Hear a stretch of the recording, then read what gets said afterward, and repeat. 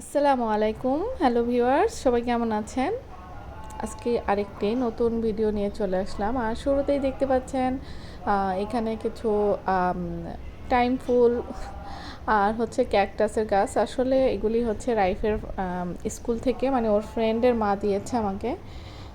আমার কাছে তো কয়েক রকমের টাইম ফুল আছে, তবে এইগুলি হচ্ছে হলুদ কালারটা নেই। তো আরও কী কালার উনি বললো, তো দেখে আগে লাগাইনি, তারপর হচ্ছে আপনাদের সাথে আমার মানে ভিডিও আমার শুরু হবে। এইখানে আমি কিছু মাটি হচ্ছে আগেই করে তুলে রেখেছিলাম অন্য গাছ লাগাবো, তো যেহেতু গাছ আমার ছিল না সেরকম আর লাগাইনি। এখন এগুলি লাগিয়ে নেই। আর ক্যাকটাসটা কীরকম হয় জানি না, তারপরও লাগাই দেখি, কারণ এর আগে আমার ক্যাকটাস গাছ লাগাইছিলাম আর ভালো করে হয়নি।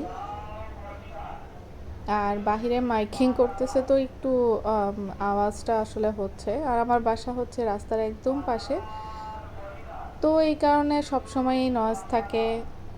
চাইলেও কিন্তু আমি একদম সাইলেন্ট আকার মানে করে ভিডিও করতে পারি না, কোনো না কোনো আওয়াজ থাকেই আমার ভিডিওতে। তো আমার এখানে এই যে লাগানো হয়ে গিয়েছে, আর দেখা যাক যখন এগুলি ফুল ফুটবে তখন কীরকম হয়, তা তো আপনাদের সাথে অবশ্যই শেয়ার করব। এখন শুরু হবে আমার সারাদিনের দৌড়। আজকে অনেক কাজ আছে, অনেক কাজ বলতে আজকে রান্নাঘর ক্লিন করব। এখানে খালা হচ্ছে আমাকে কিছু কাজ করে দিয়ে গেছে, তারপরেও কিন্তু অনেক কাজ থাকে আমার। যেমন এই রান্নাঘরের টুকটাক খালা পরিষ্কার করে যাওয়ার পরও আমি ওগুলি ক্লিন করি, কারণ খালা ভালো করে করে না। তারপরেও আমি ওনাকে দিয়েও করাই, ফাঁকে ফাঁকে আমিও করি। যেমন এই জায়গাটা খালাকে যতই বলি ভালো করে করতে, করে না খুব একটা। উনি পরিষ্কার করলে কেন জানি আমার পছন্দ হয় না। তো উনি থালা প্লেট ধুয়ে চলে যাওয়ার পরে আমি হচ্ছে এই জায়গাটা ক্লিন করতেছি, প্লাস হচ্ছে রান্নাঘরের জানালাটাও করব, কারণ জানালাটাও হচ্ছে রাস্তার পাশে, যেহেতু আমার রান্নাঘর, এটা রেগুলার ময়লা হয়, মানে প্রত্যেক সপ্তাহেই একবার ভালো করে ক্লিন করার প্রয়োজন হয়। নয়তো প্রত্যেক সপ্তাহে কি দৈনিকই দেখি যে ধুলবালি পড়ে, বাট দৈনিক করা সম্ভব হয় না। তো আমি সপ্তাহে একদিন অন্তত করি, মাঝে মাঝে খালা করে, মাঝে মাঝে আমি করি। এভাবেই আসলে ছোট বাচ্চার ঘরে কিন্তু আসলে এভাবেই কাজ সামলাতে হয়। নিজের হাতে তো সব কিছু সবসময় হয় না, হেল্পিং হ্যান্ডের প্রয়োজন পড়ে। তো উনিও করে, আমিও করি। তো এখন কিচেন সিঙ্কটাকে ভালো করে একটু ঘষে মেজে ধুচ্ছি, কারণ এটা খালাকে দিয়ে যতই করাই কোনো সময় আমার মন মতো হয় না।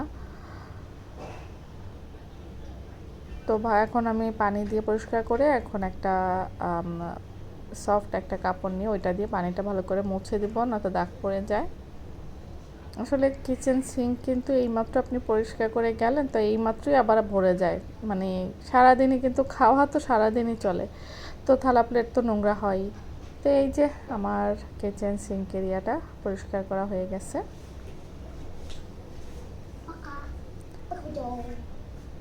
তো এখন আমি জানালাটা আর চুলাটাও সাইড দিয়ে পরিষ্কার করে নেব, তারপর রান্না বসাবো।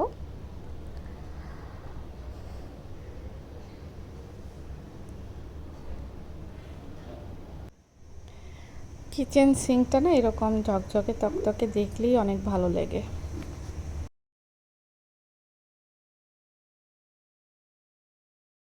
এই যে একদম রাস্তার পাশেই কিন্তু আমার রান্নাঘর, আর আমার বাসার সামনের রাস্তায়ও কাজ চলতেছে, আর আশপাশে প্রচুর কনস্ট্রাকশন কাজ চলে, এই কারণে প্রচুর ধুলোবালি হয় আসলে।